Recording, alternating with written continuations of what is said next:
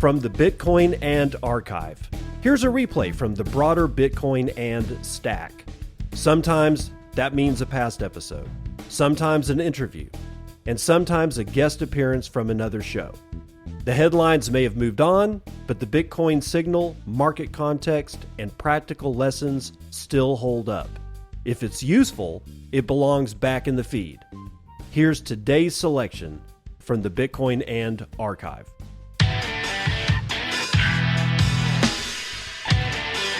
Hello everybody, my name is Daniel Prince and I'm the host of the Once Bitten podcast. This is a podcast focused on Bitcoin. It's my mission to interview as many people as I can around the different aspects of Bitcoin and help people understand exactly what Bitcoin could mean for them and for their families and for their future. I hope you enjoy the show. Thank you so much for listening.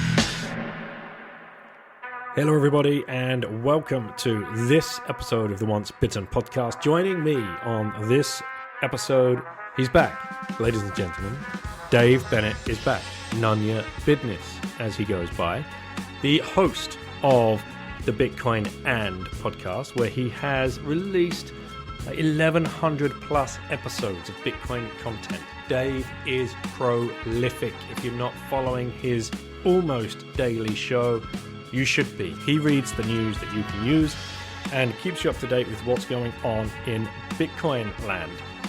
So go over, find him, give him a follow. Listen to this episode on Fountain app, please. Dave and I are big proponents of that. Please get off of Spotify or Apple or Google Play or Podcast Addict. And I'm sorry for shaming all of those other podcast platforms, but if you're a Bitcoiner and you're here for the revolution, or the evolution onto sound money, then change your listening habits. Support the projects that are being built by Bitcoiners, because if not you, then who? Support plebeian.market. Get over there. Go find the services and the goods that you can buy with Bitcoin. Go to what Dave talks about on his show, the Circle P. You can get over there, buy some soap, some leather wallets, some wine. He's got all kinds of stuff going on over there in the US. So yeah, they're two great places for you to go and spend your sats and support builders in this space, getting onto the parallel economy. Go pick up Brian DeMint's book, literally titled Parallel. There's a brilliant book for you, and he's part of the Orange Pill app team as well, which is still being built out. 17,000 plus Bitcoiners on Orange Pill app, all looking to connect with you, get to your local events, find each other, and start conspiring with each other as to how we can get more Bitcoin education and content pushed out there, because it's up to us. Nobody else is going to do it for us. Mainstream media is there to push paper Bitcoin and Bitcoin treasury companies, whatever the hell they are supposed to be. That's what they're pushing right now. It's paper Bitcoin summer. If you listen to the Bugle podcast, they're covering that very deeply. Stack your sats. If you're in Europe, across Europe, relay, relai.ch/bitten. Go download the app, create the wallet, write down your words. This is a self-custodial wallet. Start stacking your Bitcoin. You can stack up to 1,000 Swiss or equivalent per day. Obviously, if that, don't get over your skis. That sounds like a lot. I'm just telling you that's the limit. For high net worth individuals, they have Relay Private. If you want to take your Bitcoin onto a Bitcoin standard, they can help you with that as well. Your business onto a Bitcoin standard. SwanBitcoin.com. They offer all these services. They're just based in the US. So if you're listening from across the pond, hello, thank you. How are y'all? SwanBitcoin.com/bitten. Download it. Start stacking today. Take cold storage of your Bitcoin. This is very, very serious. Dave would tell you the exact same thing I'm about to tell you. Not your keys, not your coins. You have to be in control. The best way to do that is get yourself a signing device, otherwise known as a hardware wallet. Bitbox have been around for many years in this space. The Bitbox 02 is a Bitcoin-only hardware wallet that you can find. Hit the link in the show notes. It's bitbox.swiss/bitten. You're going to get a 5% discount with the code BITTEN. Take self-custody very seriously, please. heed our words. The other Bitcoin podcasters that are out there pleading with you to take Bitcoin off the exchanges. Paywithflash.com are offering you a click and go service to start accepting Bitcoin for your goods and services at your business. It couldn't be easier. They're even offering you invoicing methodology as well. It's paywithflash.com. They're always updating their services. I'm going to have the guys on soon to talk about it, so listen out for that. And Bubble. What is Bubble? BUBBL.FM. Well, it's a new way to curate your podcasting experience, because if you're a psycho, like many of us are, you're probably listening to 40 hours per week of Bitcoin content, and you're going to miss a lot of stuff still, even though you are listening to that much. So there's no more missing crucial insights about self-custody, inflation, hedging, family wealth preservation, Bitcoin treasury companies, knots versus core, all of these kind of conversations that are going on. You can train the system, which is delivered by Bubble, to listen across all of the Bitcoin podcasts, not conferences, and pick out those exact pieces of information that you want to listen to. Go check it out. Link in the show notes, bubble.fm. Meanwhile, here's Dave, and we're going to talk about the forest walkers. Dave, we're back, and great to see you. And yeah, this is like number 3 in like 6 months or something. So it's great to have you back on the show, mate. Yeah, it's good to be back. Thank you for inviting me yet one more time, Daniel. Absolutely. Well, the last time, for the listeners that haven't listened to our rip on, I titled it The Forest is My Mentor, after your essay and your Toastmaster speech. And that got a lot of good feedback. You know, people are drawing these connections the same as you are, and really appreciating your work on this and your ability to geek out on single-celled fungi is unparalleled, I would say, in the space. And Lauren sat through that whole 2-hour interview, and I was just explaining to you that she's been inspired now to start a biology and animal husbandry course at the local college. So that, you know, you're inspiring many people, Dave. It's good to hear. It's always, you always feel like you're kind of yelling out into the void, you know, and it's hard, as much as all of the infrastructure around us for potential feedback, and it's like you just don't get any. And when you do, it's sort of like, you know, it's like a nice confirmation that you're not actually screaming out into the void, and no, you're not the crazy person ranting on a soapbox on the corner of, you know, Main and High. Yes. So I forwarded Lauren your Forest Walkers article or essay. Okay. And she's been reading through it, and yes, and liking the pictures, obviously the AI inspired pictures. And I wanted to dig into this because it's a real fun one. It's sci-fi, but totally plausible at the same time if you have the imagination. And if you're down the Bitcoin rabbit hole, you're probably going to realize this as we talk through it. But you called it Forest Walker, Bitcoin mining and forest management. And that's I'll link this obviously article in the show notes so people can go and read it and look at the cool pictures you've got there. But what do you think, Lauren? What's kind of piquing your interest here, and what's the question you want to throw at Dave? I was wondering what your favorite forest walker invention was, and like what it would do.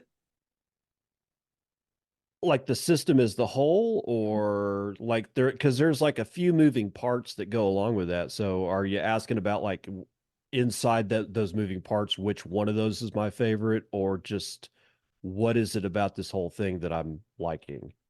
What is it about this whole thing? Okay. The thing that I like about it the most is that it's ridiculously over the top.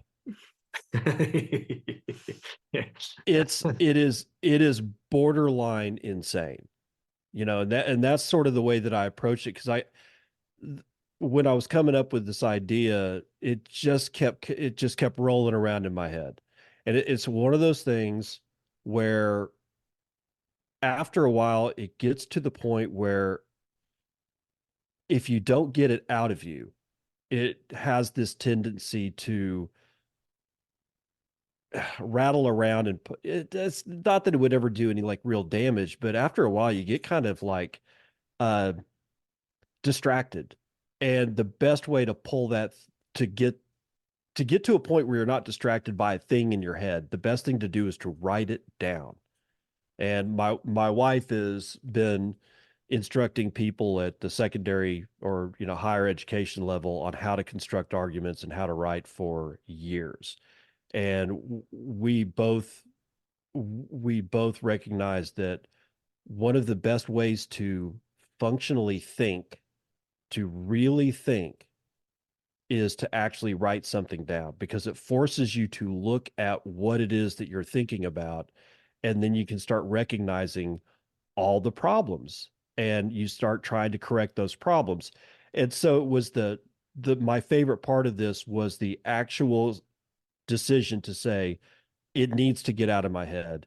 It needs to go on paper or in this case, into a digital format. And I've really got to wrap my head around it because there are elements that it could work. There's other elements where it's problematic. And I like, even though that it's out of my head and it's into like a digital format, I still recognize that there's issues about it that I have to think through. So it's that exercise of making something more tangible than just keeping it all inside your head. So that's actually my favorite part. Did your wife read it? Yeah, she's read it, and my sister's read it, and of course they're nowhere close to as down the rabbit I hole as was I gonna am. say, mate.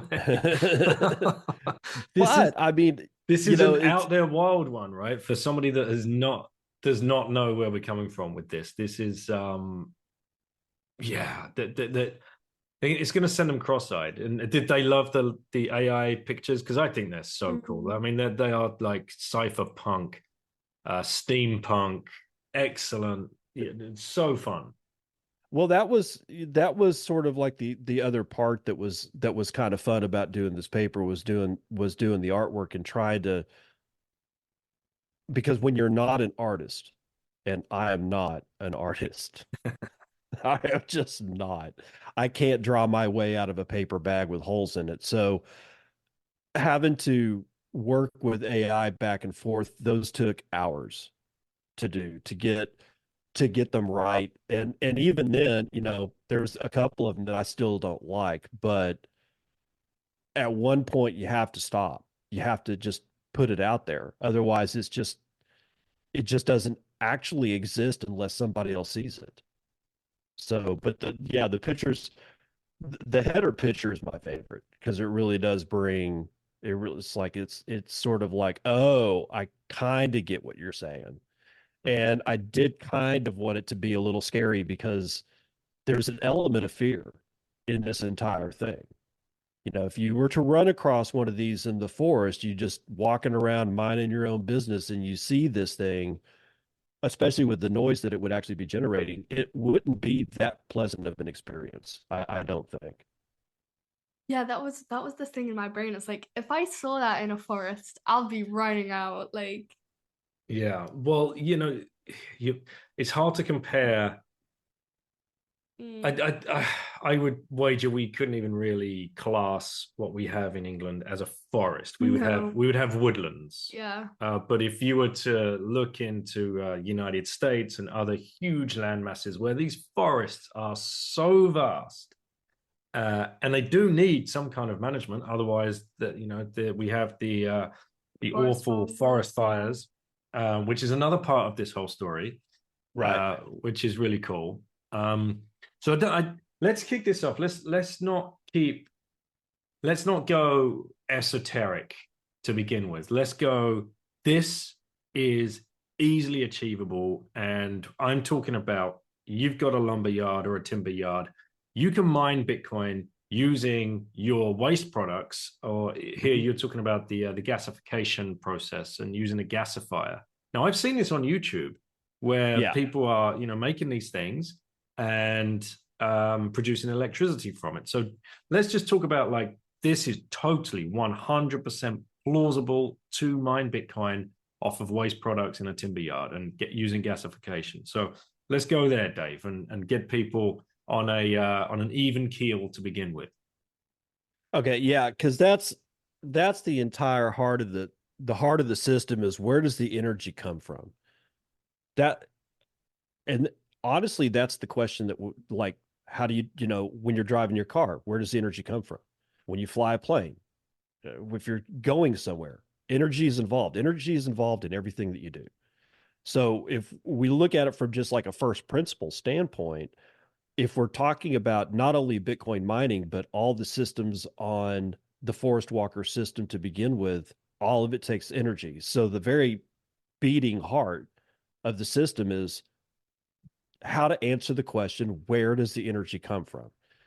And this kind of goes back to, if you remember, Lauren, the last time that we talked, I talked about the Carboniferous period when there was no fungi that was able to actually degrade trees and wood. So that's how we ended up with coal. And part of that discussion was the fact that all the energy that is used on this earth, no matter what source it's from, came from either, well, actually did come from our sun or came from elements that were already present when our sun formed. And that covers nuclear energy. So like plutonium, that didn't come from our sun. That was kind of already here when our sun formed. Different deal. But oil, natural gas, coal, wood that you burn now, all of that energy is stored energy from our sun combined with carbon dioxide and water. It is really that simple. It does. If you turn on the light switch, you're actually using solar energy, whether or not it's generated from burning coal or solar panels, right? So in the Forest Walker system, it utilizes a very not dense fuel source. Like coal, that's dense. Oil, very, very dense. Packs a lot of energy in a very small space. Wood, not so much. It's that's just the way it is. So when we're talking about the what's called the gasification process, we start going, okay, what has to happen? And during the process, what is actually occurring to get and harvest this energy? Because I could burn the wood just pile it up in a pile and light it on fire, but that doesn't direct the energy to do anything. I need the energy to be funneled into something that does a thing, right? And just warming myself by the fire isn't going to run a machine. So, one of the ways that we can harvest the energy out of wood is through the gasification process, which all it does is it burns wood in a very low oxygen or no oxygen environment. So what has to happen is like in a the gasifiers I that I'm used to looking at, you chip the wood first. You don't just throw in whole logs. It's got to be some kind of uniform size, like I don't know, 3 inches, like maybe a fist size or smaller, but not too small. And then you pack it into what's called a retort. I don't know why they use that word. It's doesn't make any sense to me, but it is called a retort. It's just the chamber that the wood is going to be gasified inside of. An external heat source has to be used to heat up the wood that's inside that chamber that's in a low oxygen or no oxygen environment. Once it gets hot enough, elements in the wood turn to gas, specifically carbon monoxide, methane, and hydrogen gas. Did you have you ever seen the pictures of the Hindenburg when it exploded back in the 30s? No. It was airships back then. they didn't use helium to be lighter than air, they used hydrogen. And if you look at the Hindenburg disaster, you will see just how ignitable hydrogen gas is. It's a spectacular burn rate, right? So it's not anything to sneeze at. Carbon monoxide, it's CO.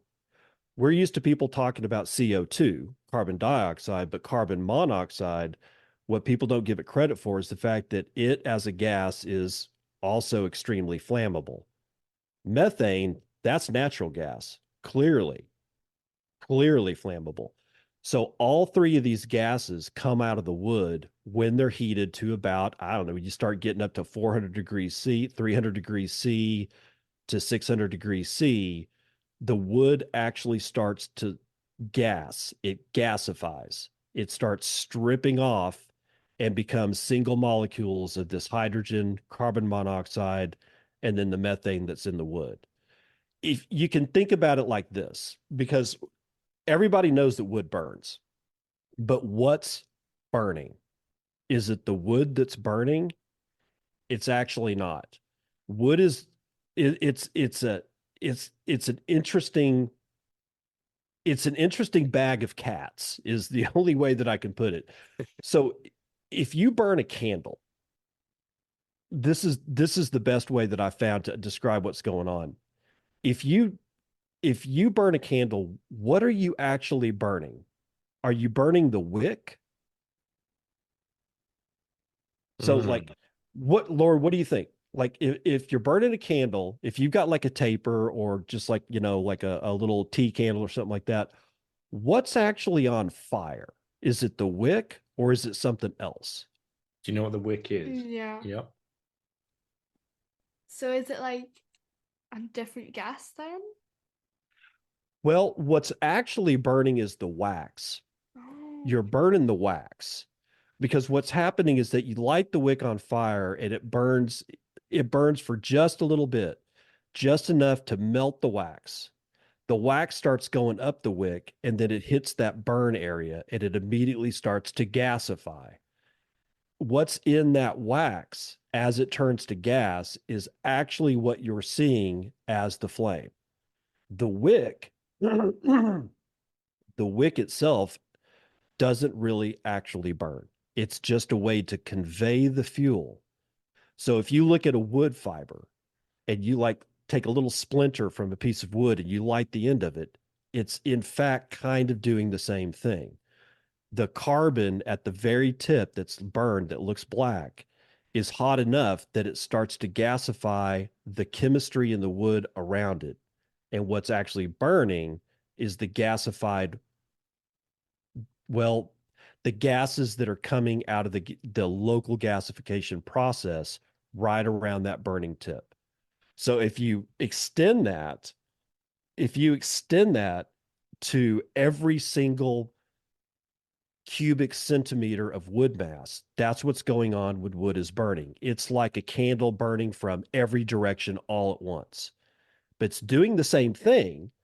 But when you're burning wood, you're not actually burning wood because wood is a combination of carbon and all these other chemistries that when they get hot enough, they break up into these three flammable gases. And then that's what burns until it's burned out and the only thing left is carbon.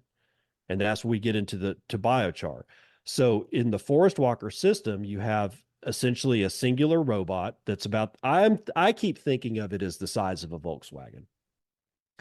And its purpose is to continuously feed itself with the very fuel that it's using to convert into these gases that are then burned in a combustion engine, like a chainsaw engine or like a small car engine. Just it acts like gasoline. If you convert the engine over to which is an easy conversion, instead of taking something like natural gas, it just takes in this what's called syngas, which is the combination of hydrogen, carbon monoxide, and methane. And that's the product of the gasification process is called syngas. You just feed it into an engine, and that engine will work like any other internal combustion engine works, which means that you can turn an electric generator with it. And that's the other part of the forest walker system. So there's essentially like three parts to the forest walker system, is that it ingests wood, and then it gasifies that wood, and then it takes the product of that gasification process to an internal combustion engine, and then that internal combustion engine drives an electric generator, which powers all the rest of the systems, like hydraulics, computers, how it looks and sees the world, how it interacts with everything else. Because most of the systems on the forest walker itself is actually going to be electrically driven. So you need the electron flow to be able to run those systems. Just so happens that if there's any extra electricity left over, and my theory is that there will be, then you can drive Bitcoin mining with the leftovers. And the whole point of building this system is, how do you make the system itself use the least amount of energy so that you can have the maximum amount of energy left over and available for Bitcoin mining as it's going through performing its job and duties in the forest. Right. Does that make sense?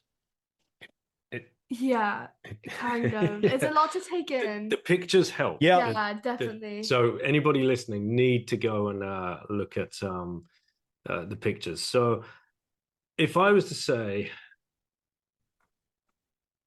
just forget about the forest walkers at the time, right now. We'll get onto those. If you've got a lumber yard, you could literally have a gasification machine set up right there, manually feed it yourselves after you've chipped all of the dead wood, branches, bark, all of the, if you go to if no one's ever, if you're not aware, the byproduct is a hell of a lot of sawdust and chips. Like mountains. Absolutely mountains. And I know this because I got two friends that own lumber yards, and it's one of their biggest problems. Like, what the hell do we do with this stuff? And now it's like, well, guys, you could be like running a gasification process and minting Bitcoin, mining, excuse me, at the same time. Yeah. So this is totally plausible. That 100% could just be sat there being fed manually all day long by a dude. So we'll get onto the robot stuff in a second. So if you've got a guy there with a shovel, just putting that in, and that's his job, great. You're mining Bitcoin using a sawdust. You've turned a waste product into something that is profitable.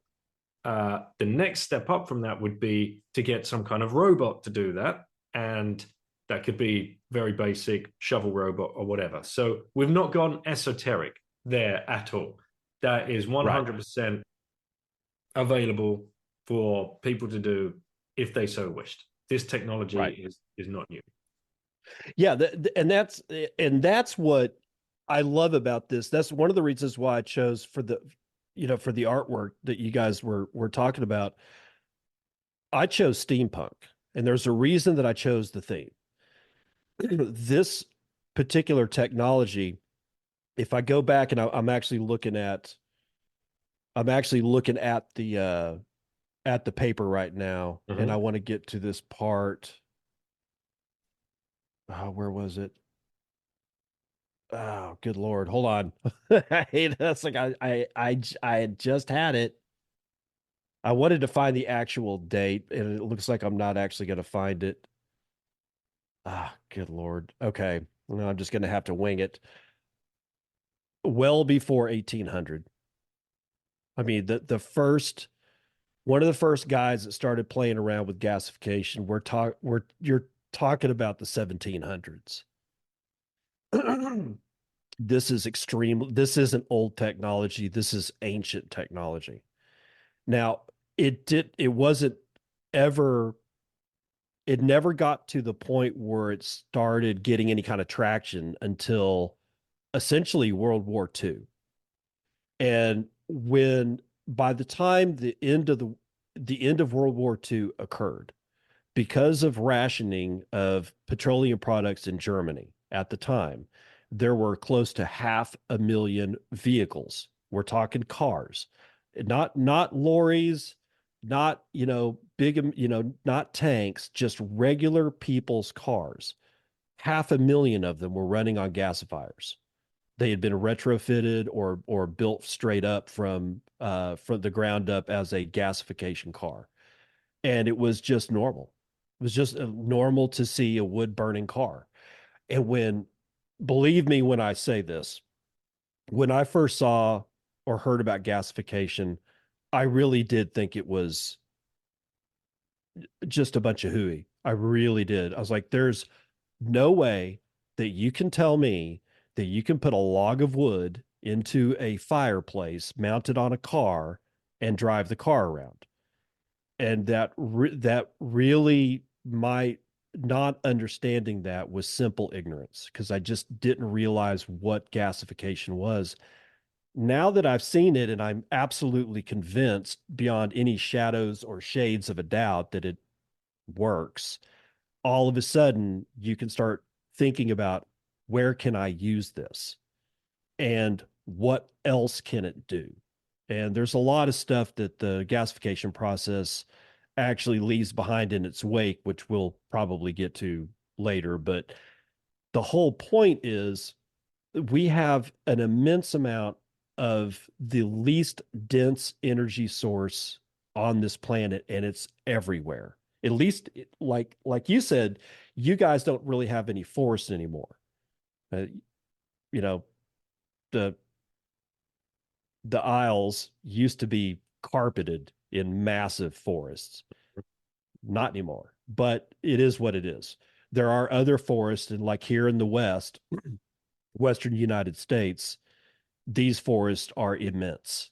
I mean, they're like just in the West, in the United States, from the Rocky Mountains to the Pacific coast, from Canada down to Mexico, you're talking about like 10, I don't know. It Well, seems to me it'd I've be just like, asked AI. I've just asked Venice AI, the yeah, largest forest in the USA. The largest forest in the USA is the Tongass. Tongass? Have I said that right? Anyway, I don't know. I've actually not heard that word. Tongass. Wow, they're telling us gasification right there. Anyway, Oh, really? yeah, Tongass National Forest, located in southeast Alaska.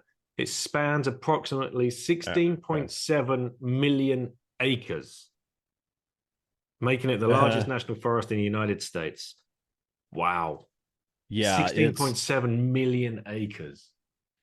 yeah. And every single year, all year long, dead branches and detritus is falling out of the trees and landing on the ground.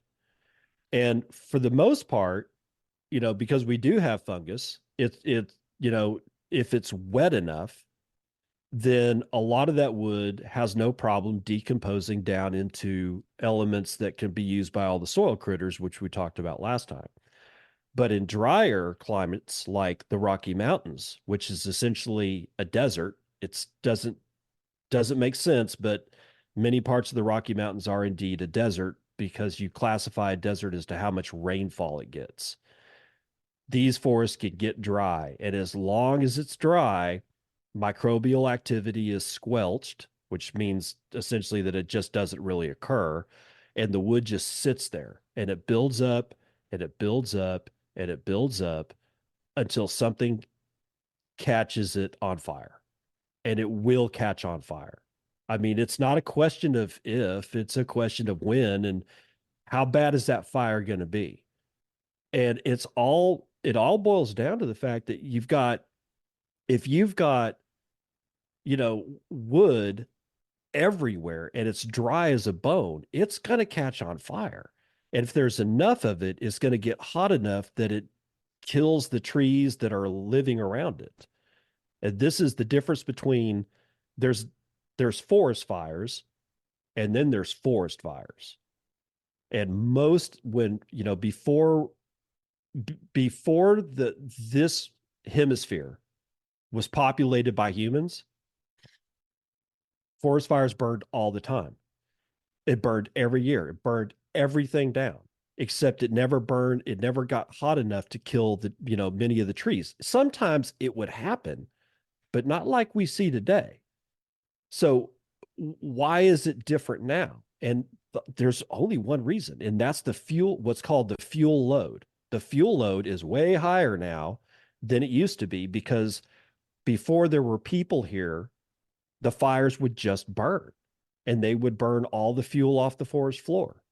And then more fuel would accumulate, over the next decade. And then there would be enough wood so that another forest fire would burn, but it could never get hot enough to boil the sap in giant sequoia trees and make them explode or catch on fire themselves. And that's the difference. A forest fire should burn everything off the ground and some of the limbs that are actually off of the living tree, because those trees are armored, right? You gotta get really hot to start getting through those layers of bark and into the living tissue of the tree before it starts doing damage. And even though it looks bad, it's like, look, oh my God, Dad, the pine tree's on fire.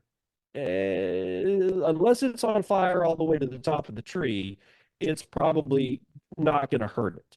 So it clears out all the underbrush. It kills all, like if it's a diseased bush or it's like a small tree that's not doing well, it takes it all out. And then in the United States, our policies changed around the 1930s. We didn't allow forest fires. We didn't like them. And so the policy of the United States Department of Agriculture was immediately, we cannot let forest fires burn. And they put out everything that they saw. They would not let a forest fire burn for decades. And all the time, the fuel is building up and it's building up and it's building up. And then you get the first real disaster, which was the Yellowstone forest fire in the 1980s. Wiped that entire forest out. And that was when people started looking at our fire policies. And that's part of what I was thinking about when the forest walker started kind of getting in my head. Mm-hmm. Yes, and we'll get to those. Unfortunately, Lauren has to run. She's got to go help her mother with something. So she can't stay the whole time this time. So, dude. Well, bye, Lauren. It was nice seeing you again, though. Yeah, it's nice seeing you too, and thank you for all this information. Yeah. You're welcome. There's more to come. Don't worry about it. There certainly is. So, the Yellowstone Forest Fire National Park was a history, 1988. During that summer, a combination of lightning, drought, and human activity caused fires to scorch more than 1/3 of the park, affecting a total of 793,880 acres, or 36% of the park's entire area. Wow. Mm-hmm. So, the most recent disaster would be the Palisades, right? The fire in California. Right. So, forest walkers, then let's put a picture in people's heads. What you've envisaged, your steampunk thing is very, very cool. It looks like, think of kind of like a fire-breathing dragon or a big mammoth or something, but it's in steampunk form that is running a gasification chamber inside of its unit. And your argument being Boston Dynamics, they've probably got one of these laying around somewhere. This isn't as sci-fi as people think. You've got Boston Dynamics making all these kind of things that can easily just be set off to walk around, self-powered, through a 1,000,000-acre forest. And as it's going through that forest, using LiDAR to find itself the fuel on the floor, which is the broken limbs, which need clearing out anyway, especially in dry areas. They would then ingest that through a chipper, self-load it through a chipper, make the biomass into that inch by inch size wood that it needs, feed the gasification chamber, use that energy to power itself with the computers and whatever else it needs on board to be running, and the excess energy gets diverted to an ASICs miner or 2 or 3 that are mounted on the back of this thing, and it just roams through the forest. It sounds super freaking out there. But everything we just talked about, I hope it's not too far of a jump to have this thing, out there and going. Obviously. Yeah.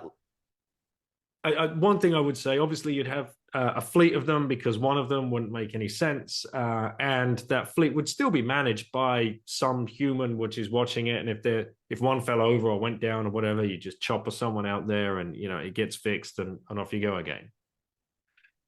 Right. And like, yes, the most forests, well, actually, I don't want to say most forests. The forests that I keep thinking about, the ones that are the like very, very dangerous, the ones that you see the majority of forest fires happen in is in the western part of the United States. It's not flat. Yeah, I mean, there are some flat places that have forests, but in the great guts and feathers of the forest in the West, it's not flat. It's hard to walk. So when you're thinking about like, well, if I want a robot, a single unit that is autonomous, that can make sense of its surroundings and go and do stuff, what kind of robot am I looking for? And I really thought at the time, although there's other possibilities, but a quadruped, something like a horse, something like a cow, because this terrain is easily navigable by four-legged animals. I'm like, okay, well, is there a four-legged robot? Sure enough, there's that the what's called the legged squad system. What was it? Legged squad support system from Boston Dynamics, which I don't think Boston Dynamics actually exists anymore. I think they got bought out by somebody, and I cannot for the life of me remember who, but the team is still around. They're just working under a different name now. But they had this legged support system, which was a military construction. It was like DARPA and the Marine Corps, the Army, and Boston Dynamics all got together and said, we need something to support a military squad, something to carry extra ammo, extra water, maybe some, medical kits.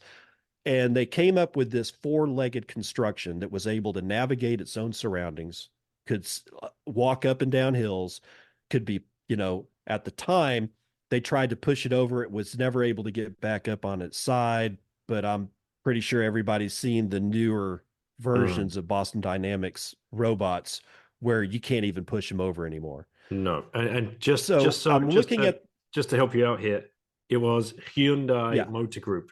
So listen to this. Oh, Hyundai bought it in Hyundai, 2020. So Hyundai Motor Group acquired Boston Dynamics in 2020. The acquisition was completed, purchasing a controlling stake in the company. This acquisition was part of Hyundai's strategy to expand into the robotics and mobility sectors. Mm-hmm. Yeah, So, they are not going to stop making autonomous robots. This is like people that are upset with AI. Oh, it can't do anything, and it's just a bunch of hooey. And it's like, well, you can believe what you want, but it's not going away.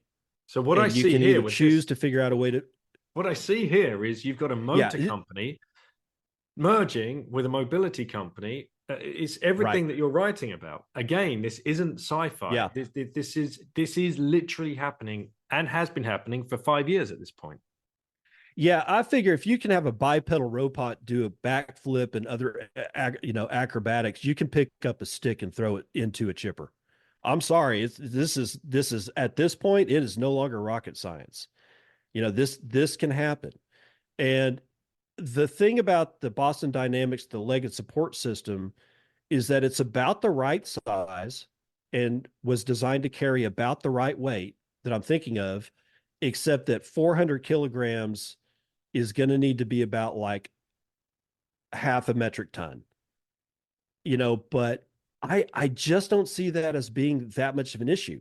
The real issue is always going to be coming down to the energy budget. How much wood or how much energy does the wood that it picks up contain? How much of that can it pick up? How much of that can it process? How much of that can be gasified?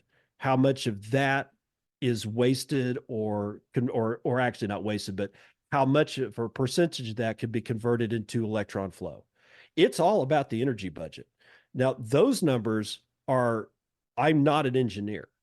And so those numbers are difficult for me to actually say, yes, it will work, or no, it won't work. But that's where the rubber's going to meet the road. Is there enough energy? So that's a question that I can't really answer right now. And I mean, I should be able to answer that, but I have to admit that I can't. So right now, because of that, this entire thing is sort of just a theory, right? I know it can be done. Is it going to be worth it to be done? But getting back to the Boston Dynamics thing, there's nothing about the system that can't happen. So what you've got is you got a quadruped that's about I'm thinking about half the size of one of those old Volkswagen Bugs. You remember the old ones? Mm-hmm. That is able to sense its terrain, keep its balance, identify particular sizes of branches, pick those up, like you said, throw them into a hopper, and that hopper leads to a chipper, and the chipper feeds the gasification process, and has to be continuous feed. So there's a lot of engineering problems that are here, but once they get solved, they can have applications into other issues. We already have continuous feed gasification units. We just need to make them smaller, right? And we somehow or another, like these types of things, these types of inventions have this tendency to have knock-on effects in other industries. Like, why would anybody care about making a Honda generator that's a portable generator any lighter than it already is? You can move it around. It's okay. So we don't really have a reason to make it lighter, but this would be a reason that you would want to make it lighter. So all of a sudden, you might end up with extremely lightweight electric generators that provide a lot of power. I'm not saying it will be done, but I'm pretty sure that somebody brilliant, all they have to have is a reason to start looking further into a particular thing. And all of a sudden, like the space program gave us Velcro and integrated circuits. No, we didn't see that coming. We didn't see Velcro coming out of the space program in the United States, but yet we all know what Velcro is now, right? It's that same kind of thing. So while there are problems with this system, the way that I've defined it, those problems, I think, end up being particular places where somebody can go, I know how to make a ceramic, electric generator that will be 20% of the weight of a Honda generator and generate twice as much electricity. Who knows, right? So if you have all this combined, the ability to identify a fuel source, the ability to convert that fuel source into something usable, then produce electricity with it, then all of a sudden you have a singular thing that can just walk and walk and walk and walk and walk. And as long as there's sticks on the ground, there will always be fuel to feed it. So it's like, I think of it like a ruminant. It's like a cow. Mm-hmm. It just walks around and it converts all this stuff into energy.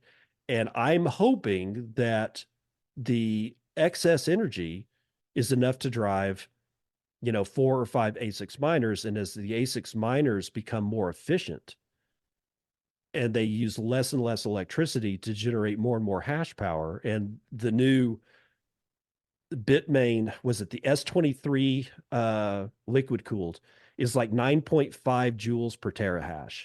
It's the most efficient miner that's ever been made. And we started out with miners that were like 1,000 joules or 100 joules per terahash.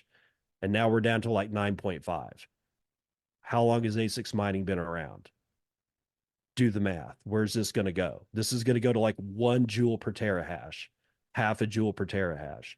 So all of a sudden, this thing becomes, over time, more and more likely that it's going to be able to hash quite a bit of actual, or provide quite a bit of hash power to either a pool or your own pool, or a bigger pool, like maybe ocean mining or something like that. And that was the whole thing, is that without the Bitcoin mining aspect, I kind of wouldn't have ever gone this way with this thinking. It was like the question becomes, how can you use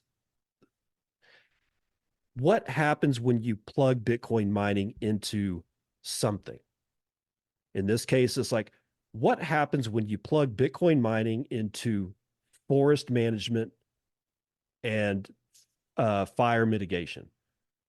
At first glance, those things, two things do not mix. But if you can say, okay, well, here's enough of a reason to build the rest of this system, and all of a sudden you get fire mitigation management, fuel load management, it all drops out simply because you plug Bitcoin mining into something that at the surface doesn't make sense. Bitcoin mining and forest management, that doesn't make sense. I love it. But now it does.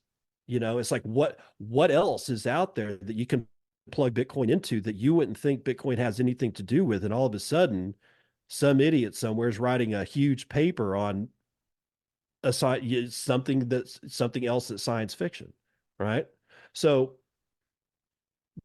when I look at the system, I keep thinking, okay, you got one, and if I'm just like letting it walk around and it just keeps migrating, it keeps just walking forward, it will basically take care of a swath around it, and that little swath is going to be pretty much fire safe, but that's just this little swath, so you need more than one. And that's where the rest of the system starts coming in, and where things get really, really funky is when you got 50, but I'm thinking it's more like 500 to 5,000. Like, I'm talking about herds roaming around and completely cleaning up entire valleys. And all you have to do is say there's two things about Bitcoin here that come into play when I think about this. Is one is the Bitcoin mining aspect. If you're gonna be out there doing this and harvesting this fuel for Bitcoin mining, what else can you do with it? And then the obvious thing is forest fire mitigation. That's worth a lot. Even if Bitcoin mining wasn't involved, that's worth a lot. You're talking about hundreds of billions of dollars a year in damages because of forest fires. All you have to do is make sure there's no fuel. Well, nobody's going to pay anybody to go into a forest and pick up sticks. This thing pays for itself, or at least that's the theory. Even if I can get it to just pay for itself, it mines only enough Bitcoin that it only pays for its own maintenance and its own reason for being. There are other revenue models that you can wrap around this that might make money, which we haven't even touched on at this point, but it's in the paper. So, and to think as well, a lot of people think, well, how would you even think about deploying this? I mean, in your mind's eye, how many of these things could you get in one shipping container? In one shipping container, like 20. Right. So you need 10 trucks, and you got 200 of these things. You drive along in convoy alongside the side of the forest, and you deploy them, and off they go, roaming on into the forest. And they'll have a set geographical kind of GPS thing downloaded where they need to go looking. Right. Maybe they've even got a set timer, at X time, at X amount of days, shut down. They can set, well, they'll be able to track them all the time anyway, because they will be fitted with Starlink and GPS, because they need the Wi-Fi to be able to, enter into the Bitcoin mining. Yeah, and there is just as many problems with the system as there are as it presents solutions. Actually, I think there's more problems. Like, one is, out in the wilderness, there's no cell towers. That's why you get Starlink, right? And what are you going to do? You're going to coordinate all of these things. They're all coordinated together with their hashing power. This is just for the Bitcoin mining part of it. There's no such thing as uplink to the Blockstream satellite, as far as I know. You only get downlink, which means that if you're out there in the middle of the wilderness, you're not actually mining Bitcoin. because you can't get your mined block data back. You can mine it. You'll know what the block data is coming down, but you'll never be able to transmit back to the network that you found the block. So it's a non-starter right there, right? Unless Blockstream figures out a way to get telemetry back up from the ground for the block the block data, this is a problem, right? So what to do? Well, this is one of the other revenue models that comes in, right? It's like there are towns that don't want to burn down and they're in the mountains. They're in heavy forest. There's, villages in all over like the United States that are like in danger of burning straight down to the ground. And many of them have, right? What would it be worth to that municipality to have a fleet of these cleaning up around the town where there is cell phone access and the Bitcoin mining data can be uploaded to the blockchain, right? That's where you start. That's, to me, that seems like that's where it starts. The problem, there's a thing about permaculture that says the problem is the solution. What's the problem? I can't just go out into the middle of the wilderness and mine Bitcoin because I can't get the data back up to the blockchain. Presents a solution. What else is in danger other than the wilderness? The townships that are in the wilderness. So you start by talking to the town councils, to the mayors, to the people that really don't want to have their places burned down. And then at that point, you can start saying, okay, well, the county fire department, how much money do they spend if they have to go and save this town from burning down? They're not even really wasting their energy on trying to put out the fire in the forest. They're just making sure that the structures don't burn down. How much is it worth to them? Like, at what point can you generate revenue by going into even the smallest of townships without breaking their bank, without just, destroying them financially and saying, you let us use, the Wi-Fi and the cell phone towers around here, and your town will not burn down. It'll be fire safe from here to 10-mile radius. And nothing's going to be able to burn because there's just no fuel. And like I said, mature trees are really hard to ignite.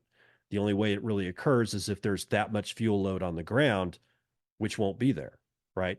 And all we have to do is pick up sticks about yay big.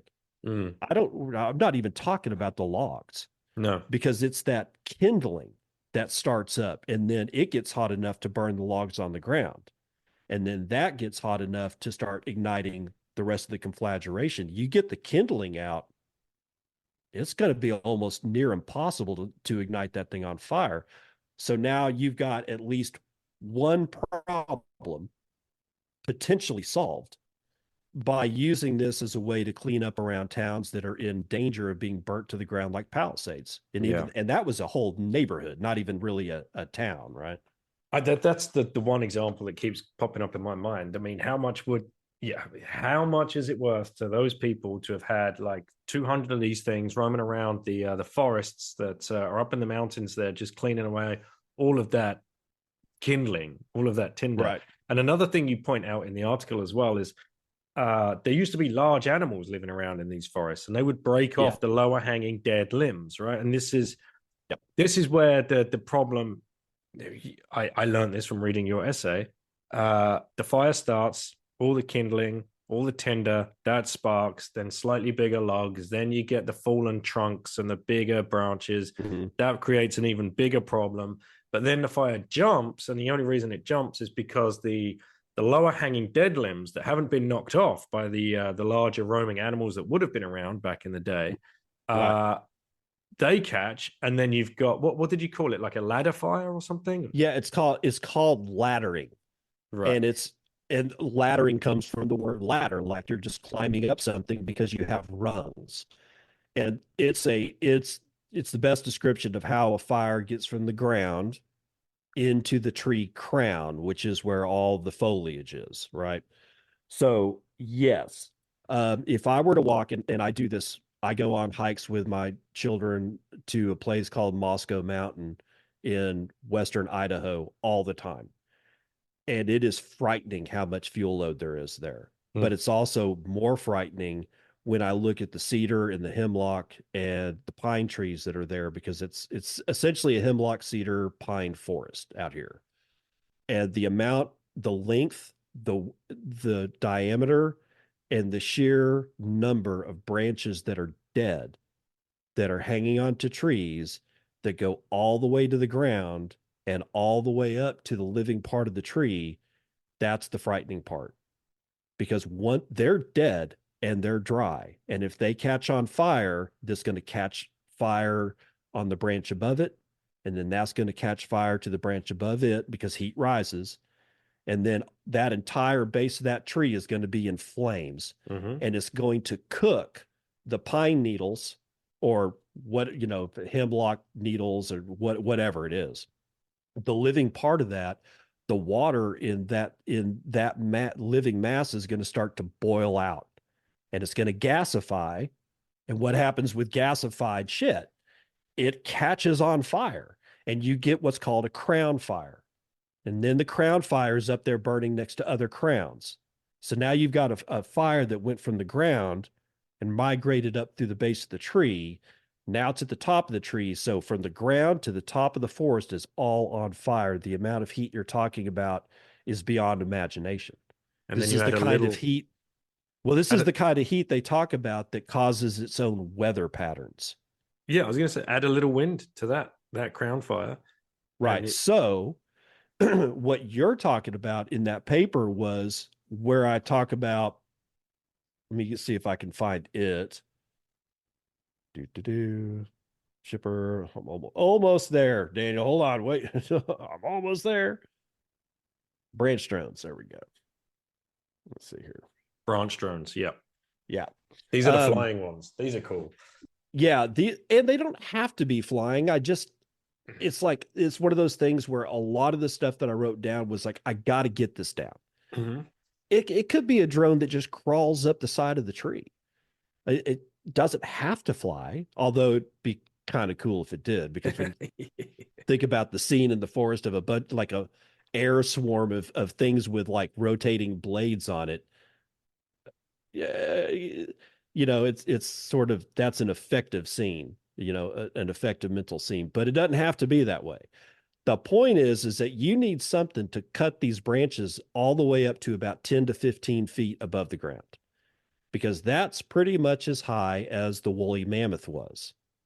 So we had in the United States, or let's call it Central to North America, right? So from at least Mexico, which is North America, all the way up through Canada, not sure about South America or Central America, we had great big animals like giant beavers. And people go, oh, well, cute, a great big dog like beaver. No, talking about an 8 foot tall beaver. It's a beaver. It's not like kind of like a beaver. It's a beaver. They made dams. They made great big dams, because you're talking about an 8 foot beaver, right? It's going to be going through the forest, and an 8 foot tall individual weighing something like close to 700 pounds. It's not like us hitting a stick when we walk by a tree. Ow, ow. We'll shy away from it because our skin is sensitive and we're not covered with greasy fur. A beaver is going to act differently. It's going to have to be a great big stick for the beaver to go, ow, and not want to break it off. But you got other stuff, like I got a list here, mastodons. Pretty sure they're not going to care. I mean, you're talking about like a 15-foot elephant covered with hair. When it's crashing through the forest and it scrapes by a tree, it's going to break a limb off of it, and it probably doesn't care. Probably just doesn't care. It's when we look at what the energy it would take for us as humans to break some of these things off a tree, we think that when we walk through a forest nowadays and we see all these dead branches hanging off of it, that's normal. It's not, because the context isn't there. The ancient context of mastodons walking around the forest isn't present. But if it was, it would be almost instantly easy to see that those dead branches around the tree, that shit shouldn't be there. That's wrong. If you go into a forest and you see dead branches from the living part of the tree all the way down to the ground, it should scream at your soul, there's something wrong here. This is not right. But you had mastodons as well as woolly mammoths, right? You had rhinos. A lot of people don't know that. Rhinoceroses were here. And these are armored animals that barely feel. You have to have a special kind of gun to penetrate the skin of a rhino. These are hardy animals. And you had short-faced bears, which ate humans, by the way. They were a predator of early humans.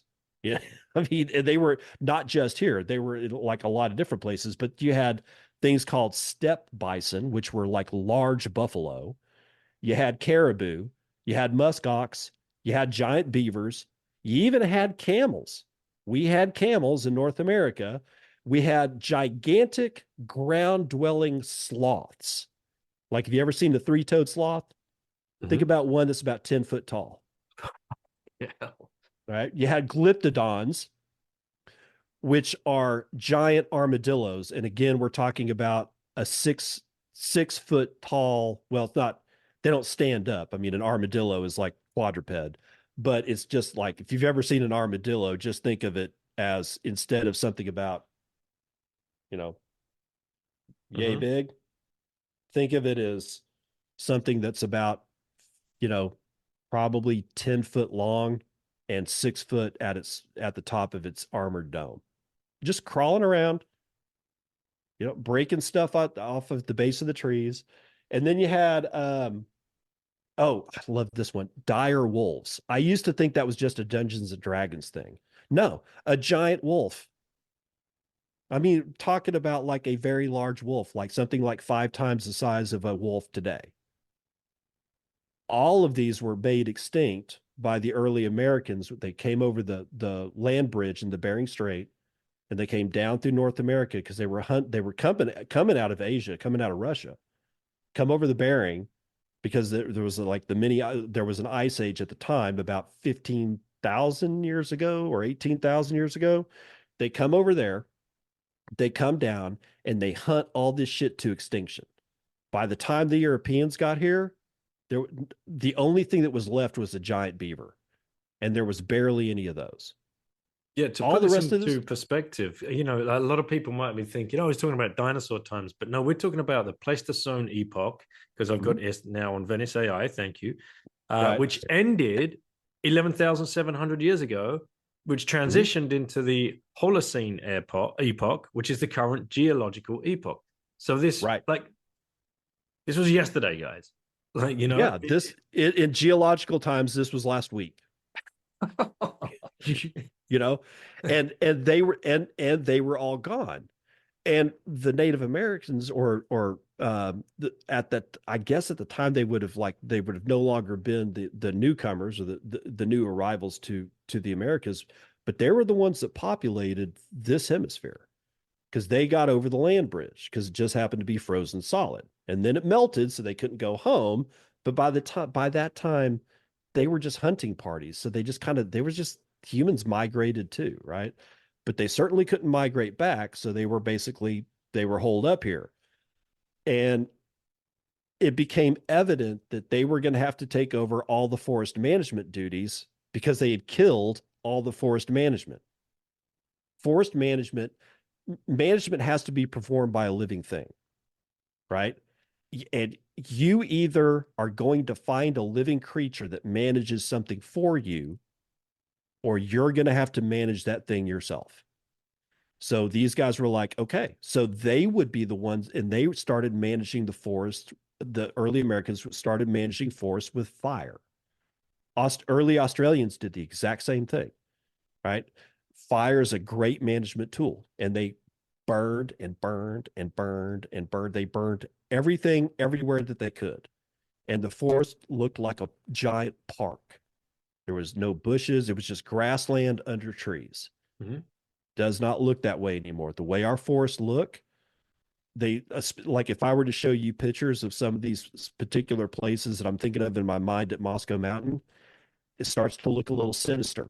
And I believe in my heart, I believe there's a reason for that. I think nature is like, I'm going to broadcast to anybody who will listen to me that there's something wrong here and that maybe you should either get away or you should fix it. And the Native Americans chose to fix it, and they would just set everything on fire. And that was only because they had to take over the management duties of the animals that they had killed. Otherwise, these giant animals would be taking care of all these branches on the sides of these trees up to about 15 feet, which is more than enough to break the link between ground fires and crown fires. Mm-hmm. If we're not going to set these for it, and now we've tried in the United States, the Department of the Interior and the Forest Service keeps trying to bring back controlled burns. It's impossible. There's too much fuel. Every time they set one on fire, it becomes a problem. You have to have something that is a very low cost system to go through and get rid of this shit. Hence the Forest Walker. And I just happened to be able to mine Bitcoin with it. The Forest Walker or the flying drones, or both. Like, all of them, because it's like if the flying drones identify the branch, cut it off at the trunk. Mm-hmm. It says this is a dead branch. This is easily done. Remind me. I think it's cool because I think you even had like there'd be a landing station on the back of the Walker where the drone could go back and recharge and take a rest, recharge its battery, and then go out and be like the forerunner, right? You go and you buzz all the dead branches off and create the fuel. So because you're like the Forest Walker. Yeah, the Forest Walker is picking up branches anyway at about a certain size, right? Mm-hmm. These things are cutting off branches about that size.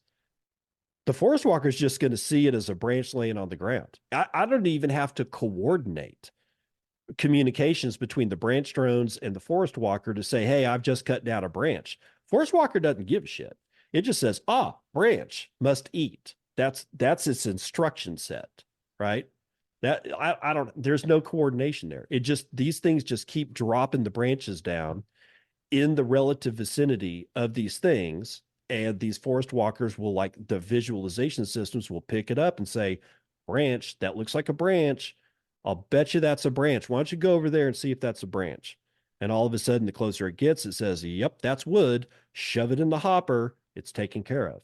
So now we've got clean trunks to 15 feet high, taking over the management duties of the steppe-faced bear or the steppe bison and the short-faced bear and the rhinos and the mammoths and the elk and the caribou and all these other critters that we don't have anymore.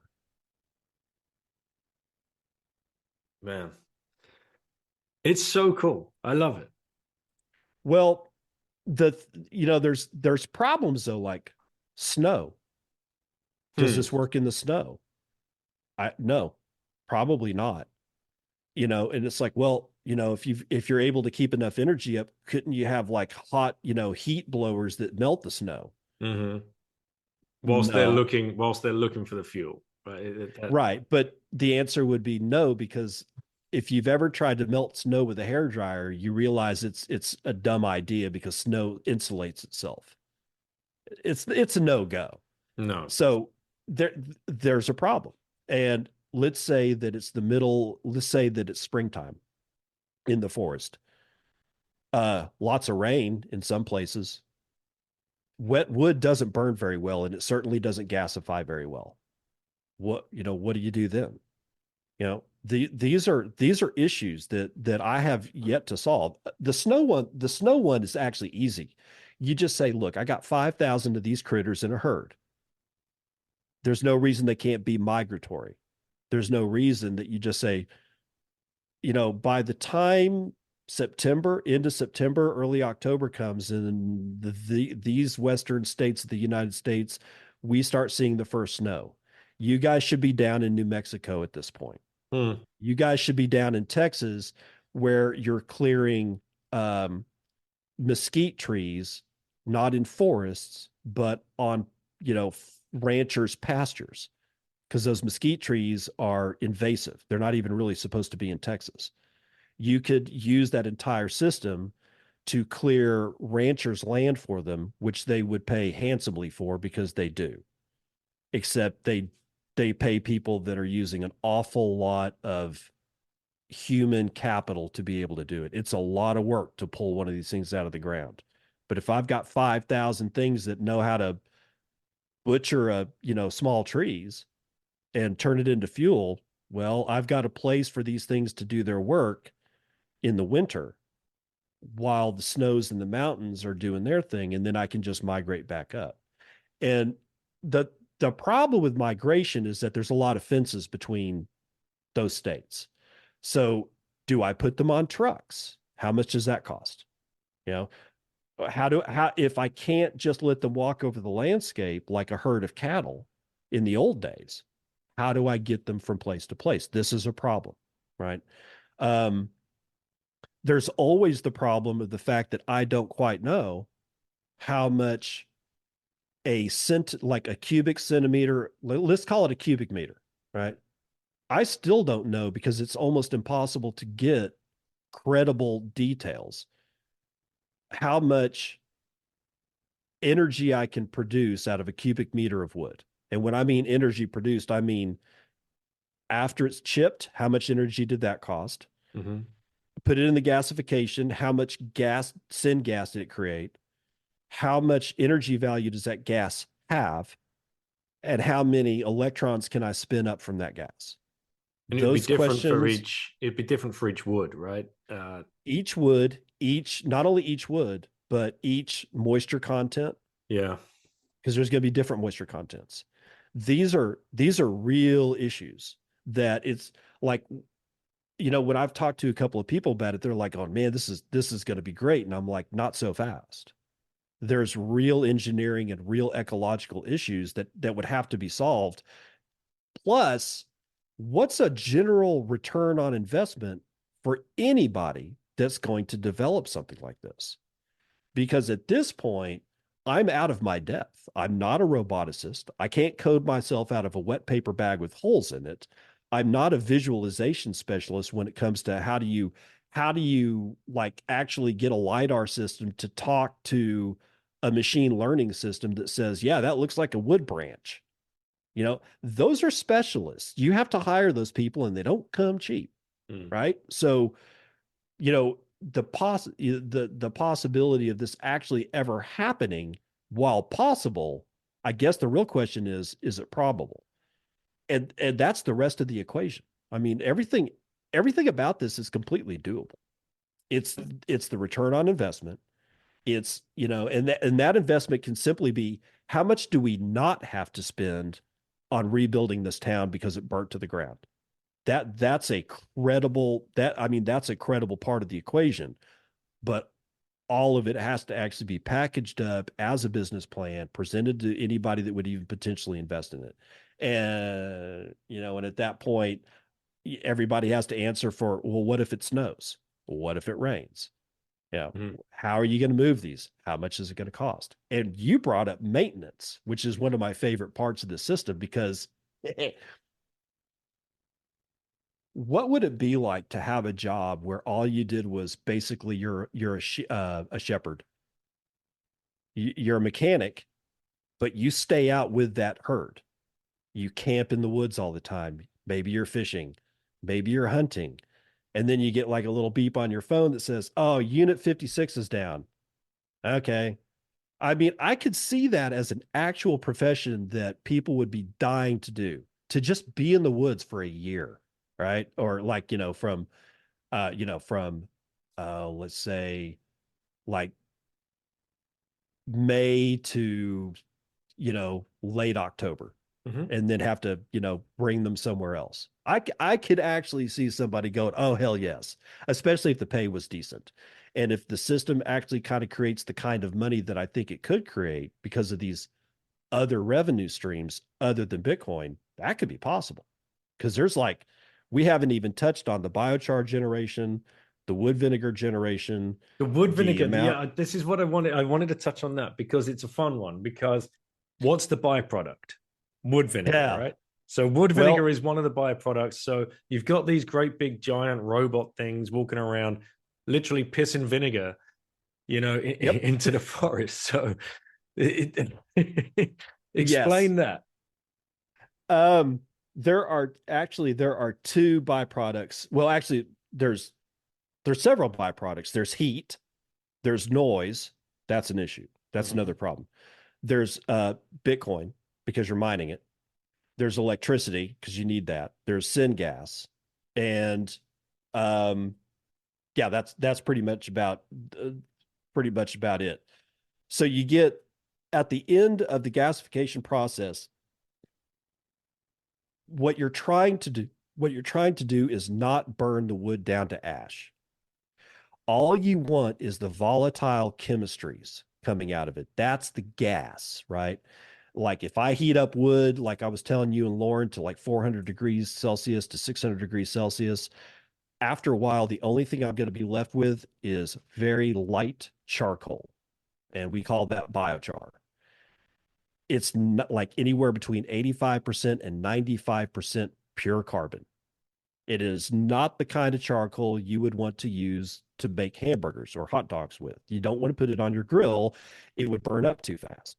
The charcoal that you get at the store that you put on grills has a lot of volatile chemistry still left in it. That's what you're burning when you're burning charcoal.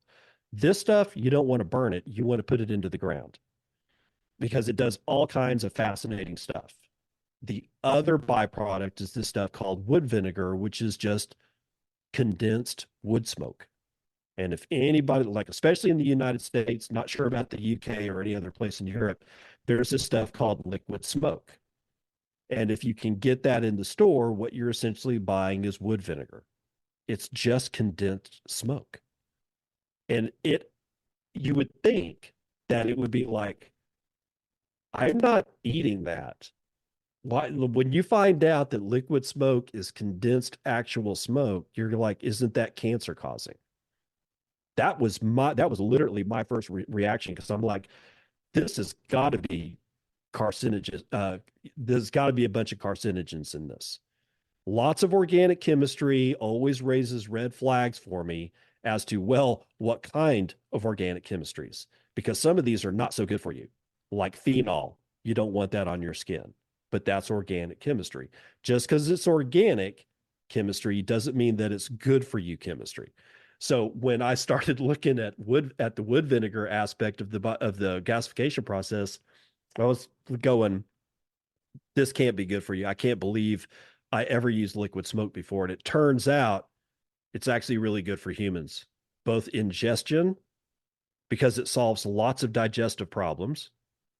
We don't have time to get into how. Just go look at it for yourself. For any of your listeners out there, you just gonna have to go look at it for yourself. But look at, like, use the term wood vinegar, not liquid smoke. But it's also good as topical skin treatments for various things on humans and other mammals. But where it really lights itself up on fire is, again, like biochar, when you put it into the soil. It's a growth hormone regulator.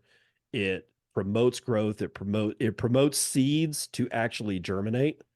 It promotes roots to grow longer. It promotes roots to actually not just longer and not just stronger, but more of them, like more roots. This stuff it's amazing when you drench soil with it. And my thing is that I'm a big biochar nerd. I've been studying this stuff for like a long time. And there's so much about biochar that, again, we don't have time. But essentially, you can think of it as a coral reef for your soil, especially in soils that are really bad and degraded. And if you know what a coral reef is, you know that it is teeming with life out in the middle of barrens, right? So like in the ocean, there can be nothing around but sand on the seafloor for miles and no fish because there's nothing there. It's like a desert in the ocean. But you see a coral reef and you have millions of fish. thousands of different kinds of fish. You have thousands of different kinds of coral. Why? They're all in this community. There's a food web there. There's things that are dying and things that are being born and things that are feeding on the dying, things that are predating each other because they're all in this community. And biochar does the exact same thing to soil. So if you think of soil as ocean and not as soil, and you put biochar into that soil, it has the same effect. It provides a home for millions of creatures, fungus and bacteria of all kinds, little critters. I mean, it becomes a home, and it also is sticky to water.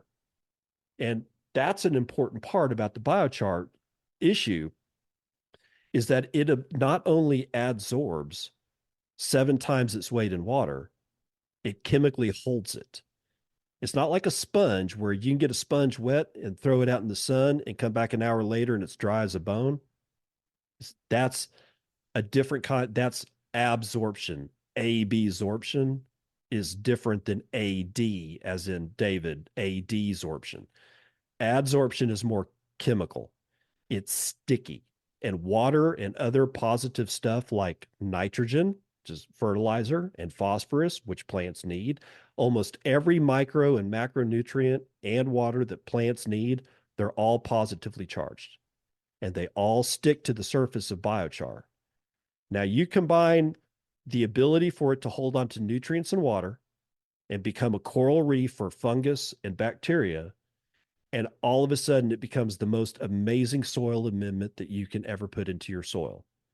You add wood vinegar to that and have its ability to boost plant growth, and biochar's ability to hold on to the chemistries of the wood vinegar. You've got a very powerful combination. And it so happens that, like a ruminant that eats grass and poops out, like manure and urinates, the forest walker does the exact same thing, only the chemistry is slightly different. It grazes on wood, which no mammal can. This is the only thing that could actually do this. It harvests all the energy out of it, and its waste product, both of them, are intensely good for the soil, especially the biochar, which holds on to water. Now, I've talked about all the other stuff that it does, but I kind of think that, especially in drought-stricken areas, the most important part is the water holding capacity, because the plants have to actively harvest the water from the biochar. That's how sticky that water is. But the water's there, which means that if it doesn't rain for like a year and you've got enough carbon in your soil, you don't care. Whereas anybody else would be like freaking out. If it doesn't rain for a year on your pastures and you're a rancher, you're in trouble, bad trouble.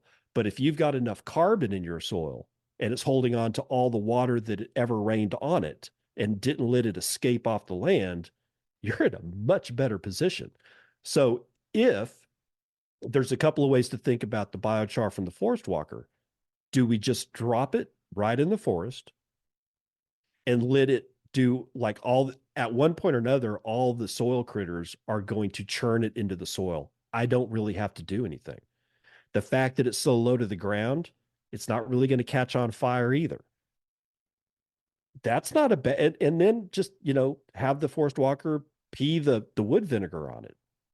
Okay. That's a way to eject all the mass out of the burn chamber, and it's good for the soil. It's going to be good for the forest. Or is there another robot that goes around and harvests all that stuff for it, brings it back up to the road, puts it onto a truck, and puts it, sends the truck down to the shipping center where we bag it and bottle it and then sell it as a soil amendment for gardeners in cities? I don't know. That's a revenue stream. People actually, and here's the other thing that goes along with the biochar aspect is the carbon credit. And as much as people cringe, and I do too, believe me, it's like, man, I got to the point where I didn't want to hear about being taxed for my breathing. Right. And I know you guys are in the shit over there at the UK for that. Hmm. Not so bad as the rest of the Europe or as the European Union. But if y'all had not got out of the European Union, you probably would be because they're it's insane, right? Carbon credits, yeah, ridiculous. But if I'm provably creating carbon, or not creating carbon, but harvesting carbon, and I'm provably putting it into the ground, and we know that once it's in the ground, it lasts for anywhere between 1,000 and 10,000 years. It doesn't go, that carbon is never returned to the atmosphere. And if these people are going to bitch and moan to the point that they literally want to tax people and install this carbon credit scheme that I can literally trade carbon in the market, I'm not going to leave that money on the table. I'm going to have a tally of the amount of sheer tonnage of carbon that I'm responsible for putting back into the soil. And I'm going to say, I'm going to sell those carbon credits to the open market, saying that this year I've put 270 tons of carbon, pure carbon, which is, you multiply that by, I think it's either 2.3 or 3.3, and that's the carbon dioxide equivalent that you've sequestered permanently. At this point, I've seen numbers of $70 to $100 per ton as a carbon credit. When you start looking at numbers like 270, like 250,000 tons per year on a system like this, which could be done, all of a sudden those numbers, I don't sneeze at those numbers. And again, this is more of an issue for the European Union than it is the United States. But if the European Union wants to give me their money because I can prove to them that I put this carbon in the Yeah, soil, you get I'm subsidies. going to do it. You get subsidies from them for creating a carbon capture scheme management program. Right. See, every time you plug Bitcoin into something, it turns Clown World on its head. Clown World hates Bitcoin because it solves a lot of problems. Mm. And, what I really wanted for this is for the Forest Walker was not as much to say, I'm going to go out and find an investor and I'm going to get them to spend $1 billion. That's not really the point. The point is, what else can we come up with? Sure, this is crazy as shit.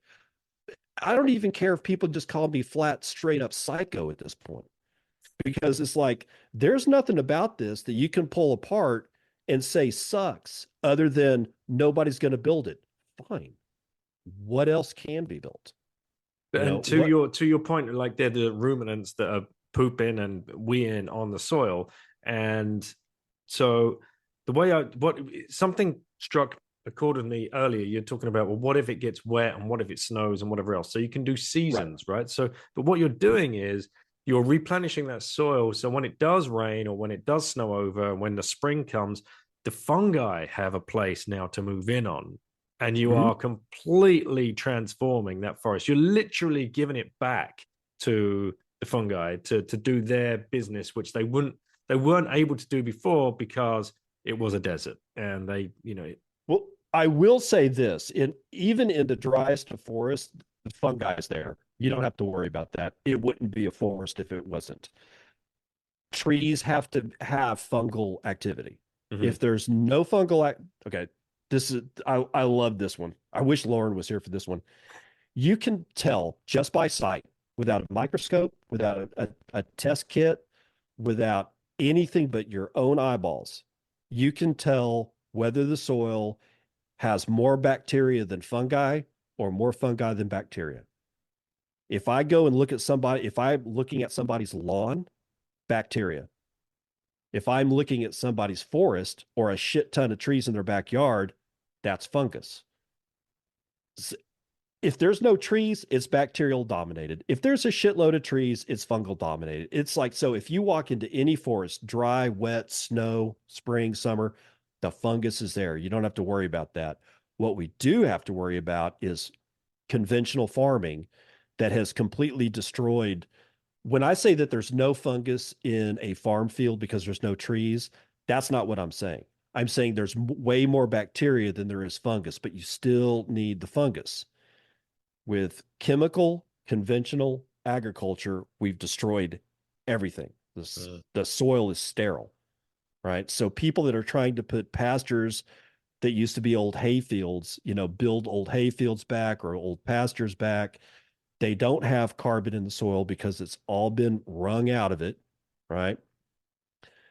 There's definitely not as much fungus as needs to be there for good grass growth. So again, if I'm harvesting out in Southwest Colorado and I've got a fleet of I've got a fleet of forest walkers in Southwest Colorado, and instead of dropping it in the forest, I collect it and then I bag it and I start selling it to farmers so that they can, like the farmers that start to understand and more are starting to come into regenerative agriculture, more and more are stopping believing what their seed sales guy and their chemical ad sales guy says to them, because they're starting to listen to people like Gabe Brown. They're starting to listen to people like I can't remember the gentleman's name that owns White Oak Pastures out in Georgia.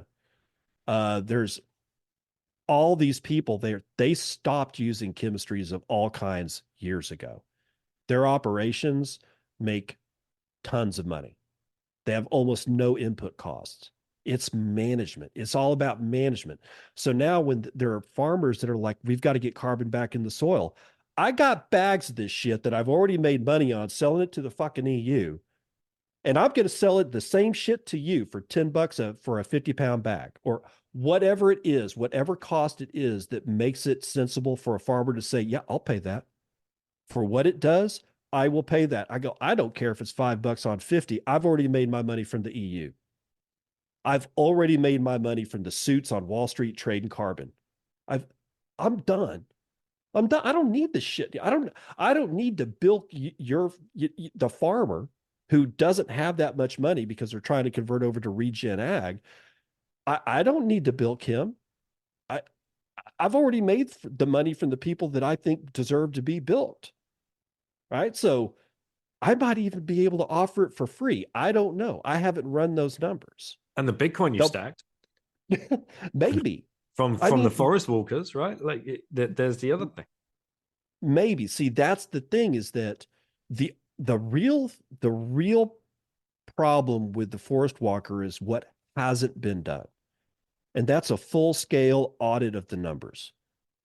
How much wood, how much electrons, how much Bitcoin, how much carbon credit, how much can I sell liquid smoke for, and to who? Is there there is a market. How do I tap it? That's a marketing question. I can't market. I'm like, my marketing is the same as my computer coding. I can't do it. I suck at it. Some people are like, they're just born with marketing and they go, how do you not know how to do this? I don't know how to do this. Okay. That's why my podcast is like the least amount of listeners of all the Bitcoin podcasts, because I don't know how to market my way out of a paper bag. And it ain't going to change anytime soon with this. But the last question, for the forest walker is a full audit. What are the numbers? That hasn't been done. I know how to approach it, but I look at it and go, oh God, what a mess I've made for myself. But that's the point of this podcast. Let's pass it off to somebody that does have that skill set. And this is the beauty of the Bitcoin ecosystem, whatever we want to call it, movement, that somebody listening to this right now who will go and read your article, and they will go and see the pictures, and they'll, they will get inspired. They will start writing up a spreadsheet and just throwing numbers at it and seeing what sticks, and then having further discussions.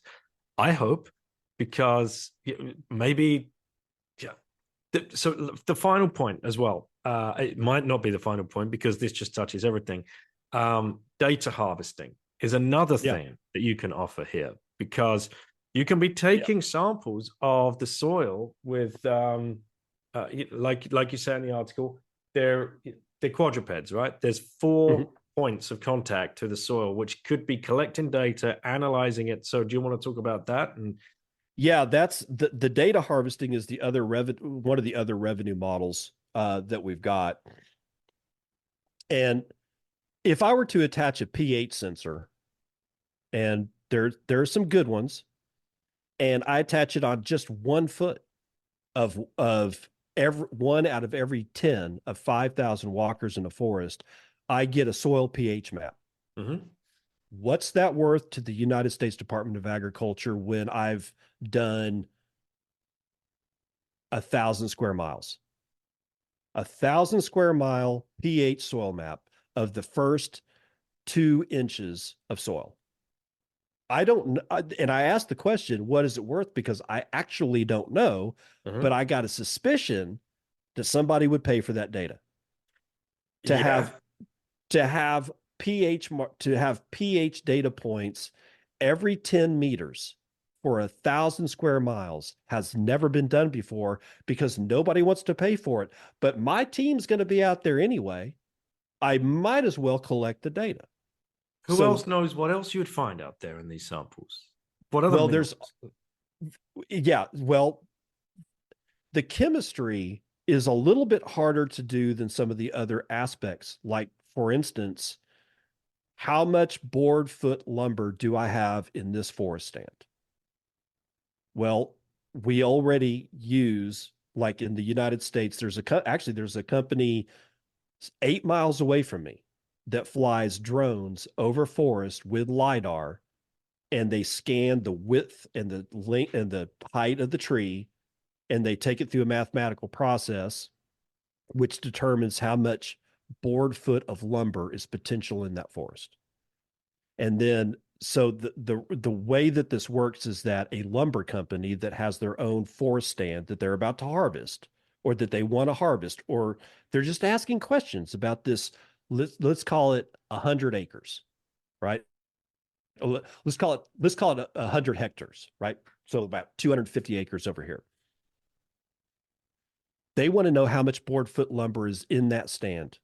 They want to know what that stand is worth. So they'll call this company and say, I will pay you $2,000 to fly your drone, do the calculations, and return to me within 10 to 20% accuracy how much board foot lumber I have in this forest. And that will help me understand whether or not I should harvest this part of the forest and turn it into lumber, or should I wait? And all the while, how much money am I going to get? This is standard operating procedure now in the United States. The companies is This isn't the only company that does this. Just so happens that one of the guys that works there happens to be on Noster, and he's a Bitcoiner. And Very cool. that's how I know about this particular company. But this isn't the only company. I'm out there with 5,000 of these things, and they're all like spread out, but they're all in the same area. They're all within sight of each other. They're all looking with LiDAR, which is the same instrumentation this drone uses, which means that I'm collecting this data at hyper accuracy because I'm seeing not one side of the tree, but every single side of the tree from many, many different positions, all of them at once, because I'm just continuously collecting that data. So let's say that I'm not in a private stand. Let's say that I'm in federal land. Would it be worth something to the United States Department of Agriculture to find out how much that particular forest is potentially worth at an economic scale? Probably. Are they going to do it? No, because the cost alone of having a company that charges $200 or $2,000 for like 100 acre scan, they're not going to pay for 10 million acres. But by the time I get done with maybe 5 seasons, I'm going to have that information. Why not package that up? Air temperature, humidity, CO2 readings. In fact, my favorite part of this is like, wait a minute, I could sit here and I could list every sensor that I could think of. But what about the sensors that I can't think of? Maybe I advertise the entire system to universities to say, how much will you pay us to put your sensors on this rig? We're going to be there anyway. If you want I don't know, like a infrared spectral analysis, I'm not going to put that on these things because I don't need them. But if you can find a place and your power budget is acceptable to me that doesn't interfere with my systems, Shit, yeah, I'll mount them. You or we'll hang out with you and you can mount them. And then you can have the data. Here's how much I'm going to charge you. By the way, I keep a copy of the data. Sorry, but unless somebody says, well, then we're not doing business, and I might say, okay, that's fine, we won't. Or, okay, then you pay me more. Because I might be able to figure out something for myself for my own systems with infrared spectral data. I don't know. The point is it's all the stuff that I can't list that can be powered by the system as long as it doesn't interfere with the power budget of the system overall, is all potential revenue, either through straight up data sales or renting out my equipment so that you can put your own instrumentation on it, like sort of like when we do space flights and we send up satellites, and like JPL has 4 instruments, but we're also got like the European Space Agency has another instrument, and they say, can we put this instrumentation on the satellite? And they work out a deal. It's the same shit, only here on Earth. That's one of the other revenue models that I've thought about. And I think that the total stack of revenue models is, see, this sensor, I'm looking at this article. Yeah, I don't actually have it. That was in an earlier version.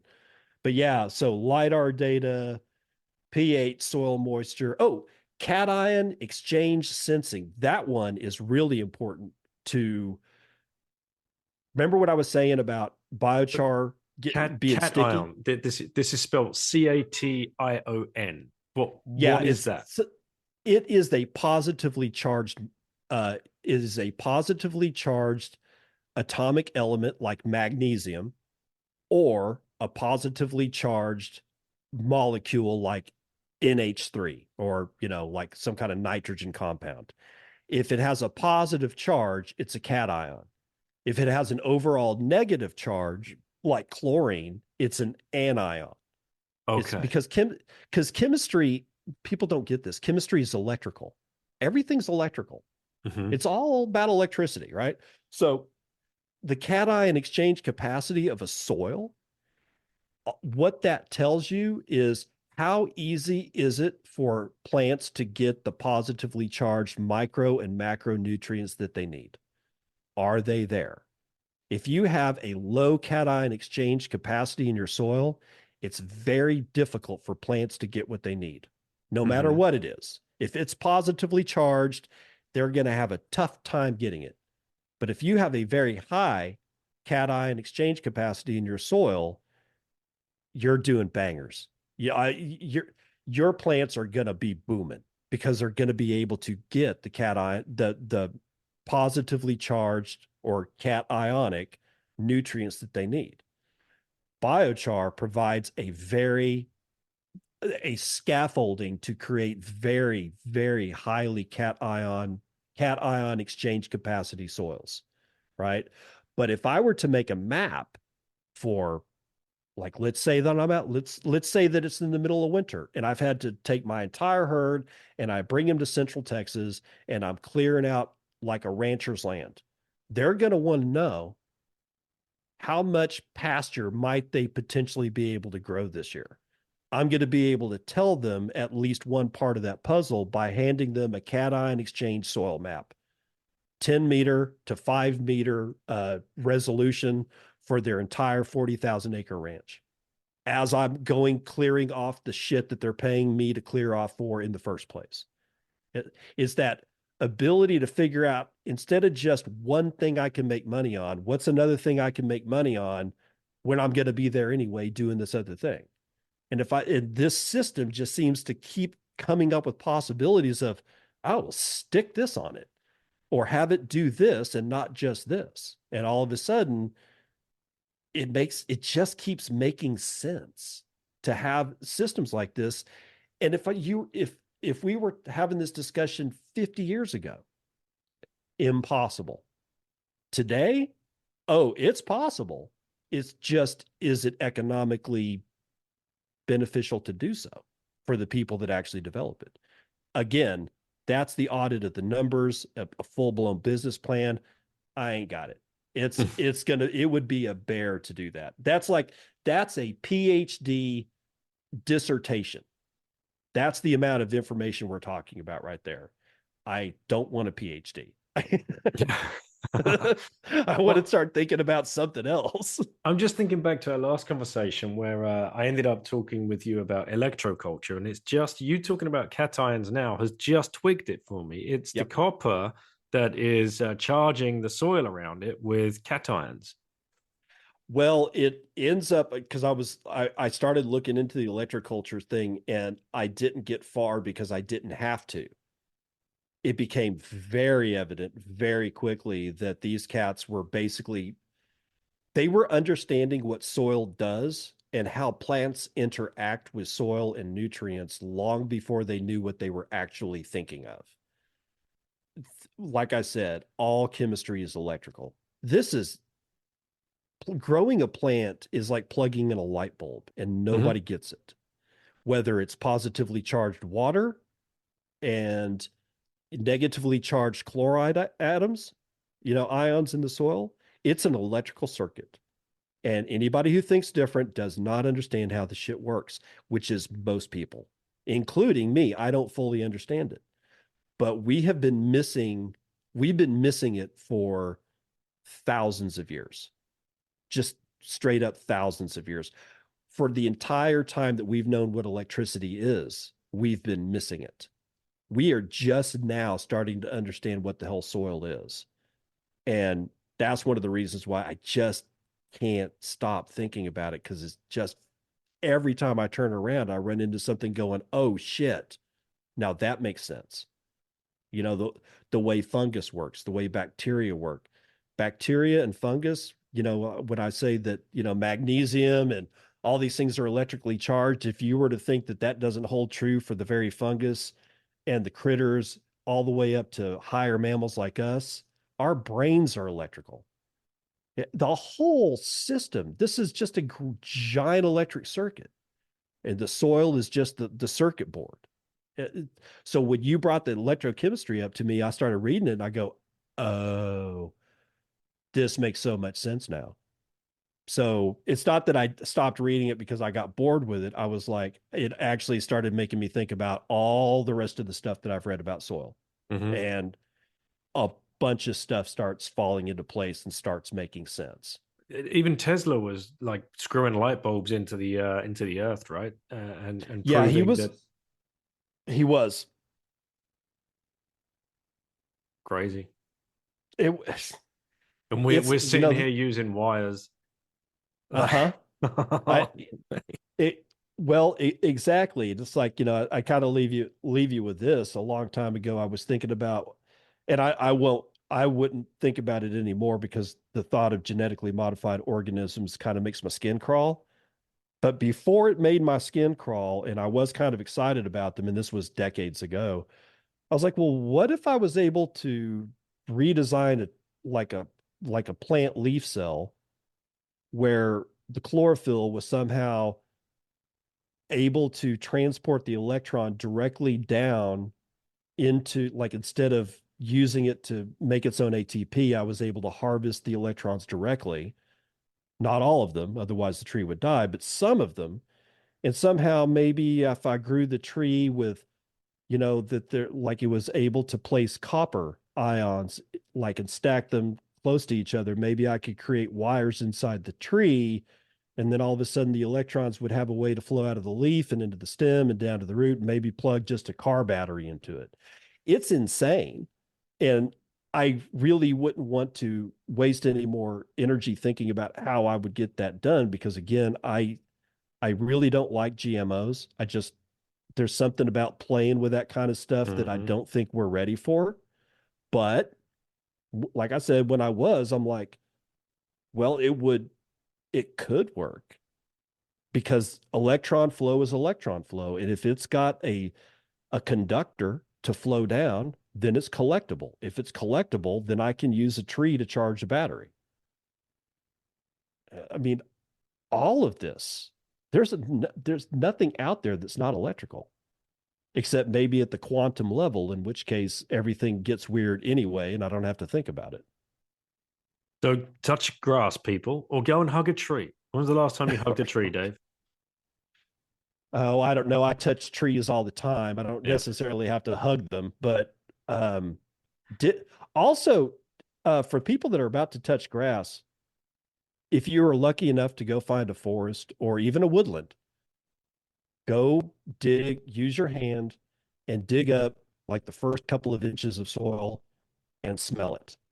If it smells like rain or like a forest after the rain, that beautiful scent that you get with good earth, it's it's actually a chemistry.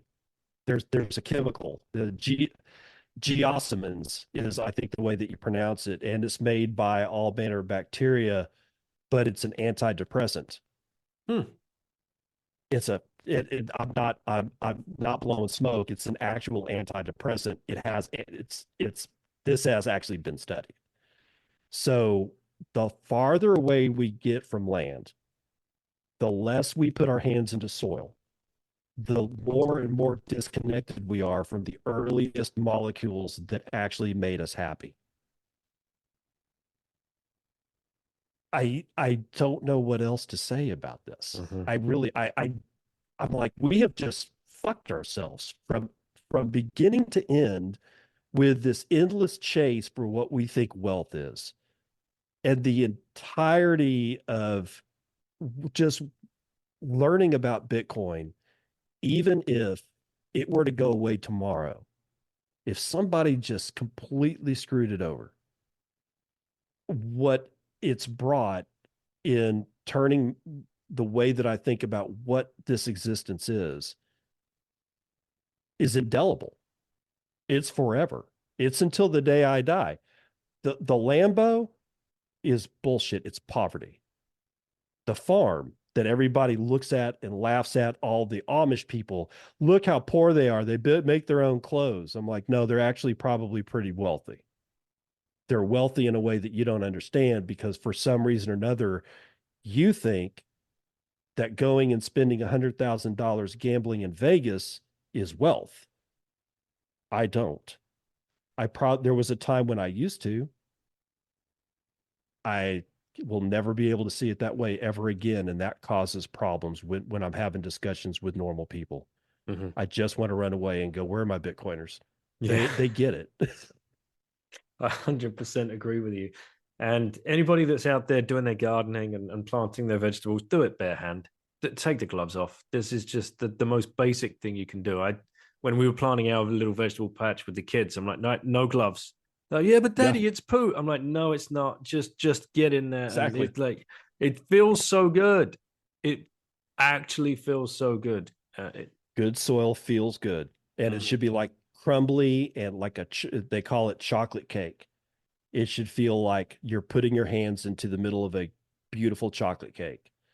And if you smell it, you're just getting infused with this aroma of these it's this molecule that actinomycetes is one of the main progenitors of this geosmins. I cannot pronounce it.